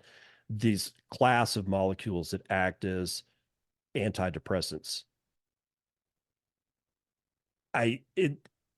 It works every single time. I go out into a forest. One of the very first things I do is the minute I get deep enough where I'm in full shade and I know there's a bunch of fungal activity in the soil, I'll just pick up a handful of soil and I'll just snort it. Not where the grains of soil are going up, but just smelling it. And within about 15 minutes, if I was feeling bad, I all of a sudden I forget that I was feeling bad. It's probably not a replacement for the severely depressed, but if you're not having a good day, go smell some soil, unless it smells sour, in which case you've got a problem with your soil. So just be aware. Go find good soil, go smell it, dig in the dirt with your hands, walk around in grass bare feet. This is all electrical, and the forest walker is probably going to solve 80% of the world's problems. So love it. What a rip, mate. Almost 2 hours again, but we've done done it great justice. Damn. Well, I'll ask you the question. I know I've asked you 2 or 3 times already, but if you had one last orange pill left to give to somebody, who would you give it to and why? My daughter. She Fair. doesn't get it yet. All right. Somehow she is unconcerned about money, and I don't know how to change that. I'm working on it. But yes, my daughter. All right. Well, I'd love to meet you guys one day. That'll be amazing. If you're ever over in Europe, bring the family, come to a conference or whatever. And if we're in the States, we'll do the same. We'll hook up, and that's I would love that's that, Daniel. Yeah, I would absolutely love to do that. All right, brother. Well, take care, and thank you again for coming on and for everything you're doing to educate people about Bitcoin and your own style. And I love this article, and I hope people reach out to you afterwards. I hope so too. Thanks, Daniel. I appreciate it. See you, brother. See you later, man. Well, there you go, guys. Please go and check out the article. Please reach out to Dave if you have any thoughts on it or any way that you think that you might be able to carry this forward or get this project in front of someone, because like we talked about many times in this episode, it feels like sci-fi, it feels like fantasy, but it's not. Maybe Bitfire is that the I was talking to the one of the guys from Consensus Network at Prague, the conference over there, and that this whole idea that there's going to be different genres of writing, and Avi Burra from Pleb Chain Radio is very much deep down a rabbit hole on the kind of culture that's being built out here, and Dave's article is one of these. When you go and read it, you get lost in the idea and your mind goes wandering, but not wandering into fiction land. It's not like reading wizards and Middle Earth and Hogwarts or any of this kind of nonsense, for want of a better word. He's touching on something here. Like the classic trope, Bitcoin fixes this. And what Dave is trying to get across is that Bitcoin can fix all of the different subjects that we just talked about. And it's on our doorstep. The technology is there. It just needs to be applied and applied in the right way. I mean, it's not just an easy thing. Obviously, it's going to take an undertaking, and honestly, businesses can be made out of this. His idea of the shepherd as well, I thought was really, really cool. A modern day shepherd out there shepherding all of these forest walking robotic machines out in the wilderness, all by yourself, all of that time just to reflect on the world and what's going on, and how Bitcoin is making such a difference to every facet of life, this included. Who could have thought for 1 second Bitcoin fixes land management, forest management, fire management? It seems insane. I can't imagine what it would. Imagine if this is the first Bitcoin podcast you've ever tuned into. You're probably like, whoa, guys, yeah, you guys have got way ahead of yourself. But that's what this rabbit hole does to you. It rewires your thinking. It rewires absolutely everything that's going on in your being, down to the very cellular level. I'd love it if you went and connected with Dave, boost him some sats, go listen to his podcast. He reads you the news that you can use. It'd be very fun if, because in each show he reads out the boostergrams. He calls it the weather report. It'd be very fun if you were to listen to this episode and then go ping him a message directly on Fountain, boost him some sats, and you'll get read out in the next show. Just let him know that, we're listening, we're out here, heard you on Prince's podcast, you brought me here, I'm going to start listening to your daily show. That's what I would love for this, to help Dave build his audience. And he's got the Circle P that he talks about, where he champions Bitcoin builders in the space. You can buy wine You can buy soap, you can buy leather goods. He's got all kinds of stuff over there. Plebeian.market here if you want to go check something out as well. You can get all kinds of goods and services over there for Bitcoin. We have to build out this parallel economy. Nobody's going to do it for us. So if you're not listening on Fountain app, you know, you're part of the problem. I hate to say it, but get off Apple and get off Spotify and start supporting Bitcoin builders in any way that you can. Stack your sats with Relay across Europe, relai.ch/bitten. Swan in the US, cold storage, self-custody your Bitcoin with the Bitbox 02 Bitcoin only hardware wallet. Get over to paywithflash.com. Figure out how easy it is for you now to start accepting Bitcoin for your goods and services. They have made all of your excuses completely disappear. Oh, it's too difficult to accept Bitcoin. No, it's not. Paywithflash.com. There it is. Boom. Get over there. There's no affiliation link or anything. Just paywithflash.com. Get over to Orange Pill app. Find your local people. This is a call to action. Download the app, pay the $4 a month, use Lightning, and get connected with people who are around you. You're going to find people anywhere within 5 to 50 miles of you. Get in the car, go meet them, go have a conversation, figure out when and where you're going to have a Bitcoin meetup. Put the word out. Find me on Bitcoin Twitter. I will amplify your message. Doesn't matter where you're going to do this from. If you're starting a meetup, I want to help you. So do Orange Pill app. So get over to orangepillapp.com. There is a link in the show notes that's going to take you straight to the app. You'll get 1,000 sats to use with the wallet that's integrated.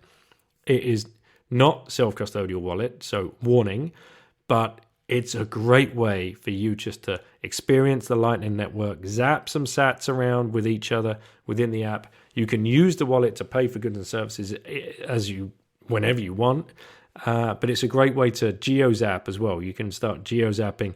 So if you start a local meetup, you can geo-zap and attach a message and just say, yo, meetup is at this place at this time. Here's 1 sat each. See you there. It's a brilliant tool. And like I said at the beginning, if you want to start curating your listening, bubble.fm is out. It's there for you to utilize, to have their technology listen in to all of the Bitcoin podcasts that are going on, and then you curate the topic that you want to listen to specifically. So you can go back and listen to my episode with Kaz. Just scroll down Once Bitten podcast, like 6 or 7 episodes, K-A-Z. He is one of the founders. He came on and we went through the whole thing. So start curating your listening and pump your 40 hours per week. That's everything said. Thank you again, Dave, for coming on. Sorry, guys, I ranted too long. Running out of music seems to become a thing now. I mean, I don't give you like the 30-minute Guy's take afterwards. Guy Swan, I love you, brother. Thank you for everything you do. A shield for Guy. If you've not listened to Bitcoin Audible, go over there now and download the 4-part reading of The Great Taking by David Rogers Webb. It will help you build conviction and help you create your diamond hands even diamonda, if that is an adjective. And we're in a dark, dark place with Bitcoin right now. With all of this interest coming from pockets of Wall Street that really does. It's not going to be good if you're on the wrong side of that trade. Let's put it that way. Do not buy paper Bitcoin. Do not trade. Do not be called by the siren song. Do not invest in penny stocks masquerading to be Bitcoin treasury companies. All you have to do is purchase Bitcoin peer-to-peer if you possibly can, which is, again, get to Orange Pill app, find the people around you, create these little communities. This movement needs these pockets where you can just start hanging out with each other. And if you can trade peer-to-peer, perfect. If not, use a service such as Relay, use a service such as Swan. But, check in your jurisdiction. Ask the people again. Orange Pill app, reach out. Ask the people what's the best way to buy Bitcoin in your jurisdiction. Make sure it's Bitcoin only and make sure you self-custody. Do not get caught up in the noise. Do not get caught up in the Bitcoin, in the paper Bitcoin summer, which is being, a term being coined by Richard Greaser and the guys over at Bugle. Stay clear of that stuff and stay humble and stack sats and sit back and then go build something. Love you all. Thank you for listening. I'll catch you on the next show.